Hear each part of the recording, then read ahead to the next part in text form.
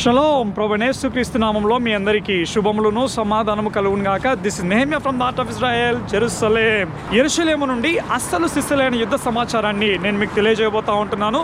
దయచేసి గమనించండి. First time చూస్తున్న వారు ఎవరైనా ఉన్నట్లయితే ఈ యొక్క భయంకరమైన మిస్ఇన్ఫర్మేషన్ వస్తూ ఉన్న పరిస్థితుల్లో, లేనిపోని పుకార్లని పుట్టుకొస్తున్న పరిస్థితుల్లో ఈ యొక్క ఇజ్రాయెల్ ఇరాన్ యుద్ధ సమాచారం గురించి యెరూషలేము నుండి అస్సలు సిస్సలైన సమాచారాన్ని తెలుసుకోవాలంటే తప్పకుండా మన యొక్క ఛానల్ను సబ్స్క్రైబ్ చేయండి. అంతేకాదు అసలైన సమాచారము అనేకులకు చేరు నిమిత్తము తప్పకుండా ఈ యొక్క వీడియోను లైక్ చేయవలసిందిగా, మీ యొక్క అభిప్రాయాలను తెలియజేయవలసిందిగా మనవి చేస్తూ ఉంటున్నాను. గమనించండి, ఈ యొక్క వీడియో ద్వారా చాలా ప్రాముఖ్యమైన అంశాలను నేను మీకు తెలియజేయబోతూ ఉంటున్నాను. యుద్ధ పరిస్థితి ఏ రకంగా మారబోతూ ఉన్నది, యుద్ధము ఏ రకంగా ఏ దిశగా వెళ్ళనై ఉన్నది అన్న అంశాలను కూడా నేను మీకు తెలియజేయబోతూ ఉంటున్నాను.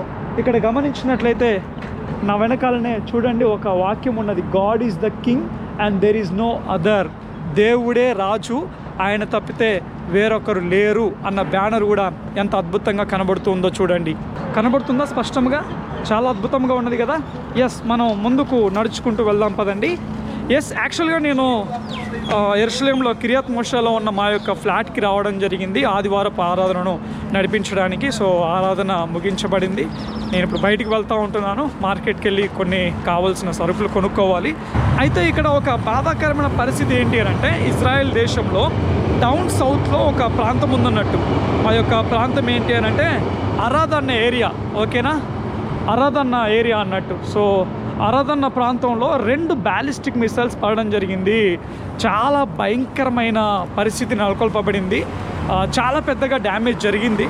ఓకేనా, చుట్టూ ఉన్న ఆ యొక్క అపార్ట్మెంట్లు అయితేనేమి చాలా వరకు డ్యామేజ్ జరిగింది. 200 మంది, దగ్గరగా 200 మంది గాయాలు పాలవ్వడం జరిగింది. 11 మంది పరిస్థితి కొంచెం క్లిష్టతరంగా ఉంది. అందులో 2 పరిస్థితి ఇంకా క్రిటికల్గా ఉన్నట్టుగా వార్తలు వినబడతా ఉంటున్నాయి. సో ఆ 2లో ఒక చిన్న పాప కూడా ఉంది. 5 years పాప ఉంది, 11 years బాబు ఉన్నాడు.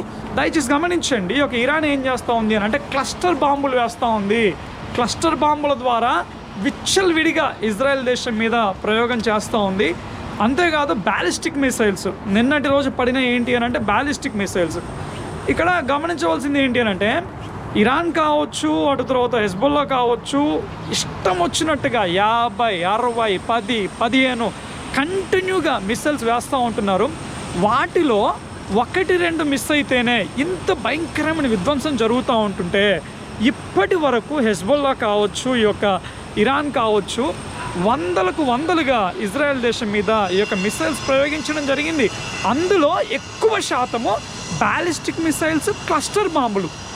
వీళ్ళు ఏం చేస్తూ ఉంటున్నారంటే, ఈ యొక్క బ్యాలిస్టిక్ మిసైల్స్కి హెడ్కి బ్యాలిస్టిక్ మిసైల్ ముందు పార్ట్ ఉంటుంది కదా, ఆ ముందు పార్ట్లో క్లస్టర్ బాంబులను అమరుస్తూ ఉంటున్నారు.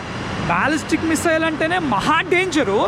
దానికి క్లస్టర్ బాంబులు అమర్చడం అంటే, ఇంకా ఒక బ్యాలిస్టిక్ మిసైల్ అనేది ఒక ఏరియాలో పడితే ఈ క్లస్టర్ బాంబులకి ఏ టార్గెట్ ఉండదు, ఇక విచ్చలవిడిగా ఎటంటే ఎగిరిపోతాయి అన్నట్టు అవి. సో అంత భయంకరమైన దారుణానికి వాళ్ళు ఒడిగడుతూ ఉన్నారు. ఇజ్రాయెల్ దేశము ఇరాన్లో కేవలము వారి యొక్క శత్రు స్థావరాలను మాత్రమే, మిలిటరీ స్థావరాలను మాత్రమే టార్గెట్ చేస్తూ ఉంటుంటే, ఈ యొక్క ఇరాన్ దేశం మాత్రం ఇష్టం వచ్చినట్టుగా పబ్లిక్ని టార్గెట్ చేస్తూ ఉంది.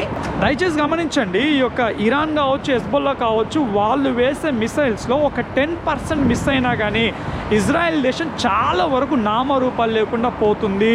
సో ఇజ్రాయెల్ అనేది తన అస్తిత్వం కోసం పోరాడుతూ ఉంది. ఒకవైపు శత్రు దేశాలన్నీ ఏంటి అంటే ఇజ్రాయెల్ దేశం ఉండకూడదు అనేసి దాని నామరూపాలు లేకుండా చేయాలని ప్రయత్నం చేస్తూ ఉంటుంటే, ఇజ్రాయెల్ దేశం చలో మాకుండే హక్కున్నది, ఇది మా దేశము అని అస్తిత్వం కోసం పోరాడుతూ ఉంది. ఇంకొకటి ఏంటి అని అంటే, మరొక హైలైట్ ఏంటి అని అంటే, చాలా వరకు మొన్నటి వరకు చాలా సోషల్ మీడియాలో కావచ్చు, మెయిన్ లైన్ మీడియాలో కావచ్చు, నెతన్యాహు చచ్చిపోయాడు అన్నట్టుగా మాట్లాడుతూ ఉన్నారు. సో మేము దాని గురించి ఎంత ఎక్స్ప్లెయిన్ చేసినా కానీ చాలా మందిలో అనుమానాలు వస్తూ ఉన్నాయి. ఆయన బ్రతుకుంటే ఒక్కసారైనా కానీ లైవ్లోకి రావచ్చుగా అన్నట్టుగా చాలామంది మాట్లాడారు. సో ఇప్పుడు చూసినట్లయితే బ్యాలిస్టిక్ మిసైల్ పడిపోయి 200 మంది గాయాలైపోయాయి అని చెప్పాను కదా, ఆ స్థలాన్ని లైవ్గా నెతన్యాహు గారు దర్శించడం జరిగింది. సో ఆయన బ్రతికే ఉన్నాడు. విషప్రయోగాలను నమ్మమాకండి. ఈ యొక్క ఇరాన్ కావచ్చు, ఇరాన్కి సంబంధించిన మీడియాలు కావచ్చు, వీళ్ళందరూ ఏంటంటే కావాలనే విషపూరితంగా కుట్రపూరితంగా ఈ యొక్క ఇజ్రాయెల్ దేశానికి వ్యతిరేకంగా వారు ఇటువంటి పుకార్లన్నింటిని పుట్టిస్తూ ఉంటున్నారు. నెతన్యాహు గారు లైవ్గా ఆ ప్రాంతాన్ని దర్శించడం జరిగింది.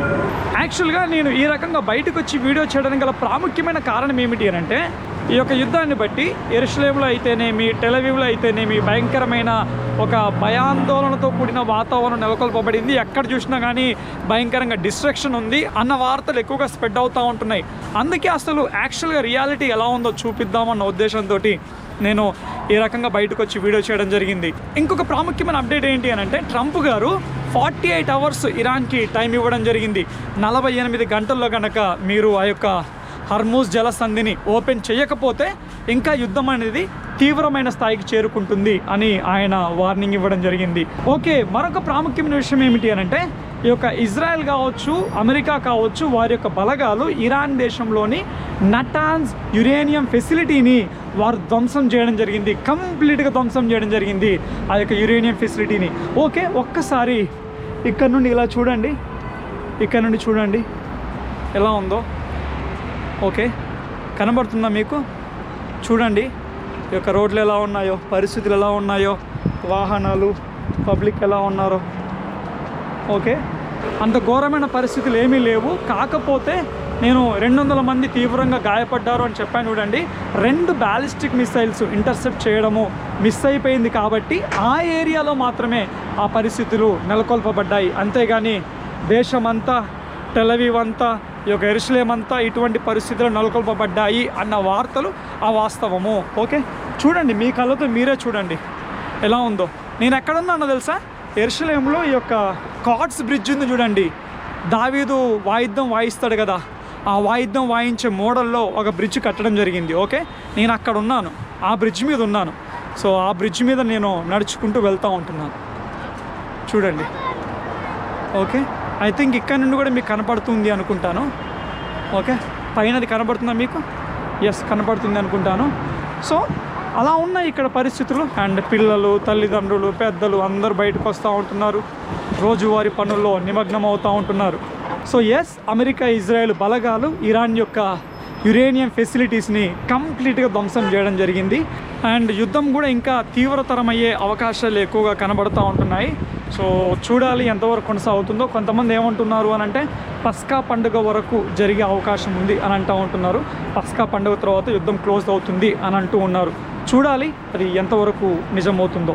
సో గాయపడిన 200 మంది నిమిత్తం ప్రార్థనను కంటిన్యూ చేయండి. క్రిటికల్గా ఉన్న వారి నిమిత్తము ప్రార్థనను కంటిన్యూ చేయండి. ఇజ్రాయేలీ సైన్యం నిమిత్తము, ఇరాన్లోని అమాయకమైన ప్రజల నిమిత్తము ప్రార్థనను కంటిన్యూ చేయండి. చాలామంది కామెంట్లలో ఈ యొక్క ఇజ్రాయెల్కి వ్యతిరేకంగా, ఇరాన్కి అనుకూలంగా కామెంట్లు పెడతా ఉంటున్నారు. ఆ కామెంట్లను అస్సలు పట్టించుకోమాకండి. ఎందుకు అని అంటే, అది వాళ్ళ మైండ్ సెట్, అది వాళ్ళ ఐడియాలజీ. వాళ్ళ ఐడియాలజీ ప్రకారం ఇజ్రాయెల్ దేశం అనేది మ్యాప్లో లేకుండా వైపౌట్ చేయబడాలి అన్న ఒక ఐడియాలజీ అన్నట్టు వాళ్ళది. అది వాళ్ళ సిద్ధాంతం.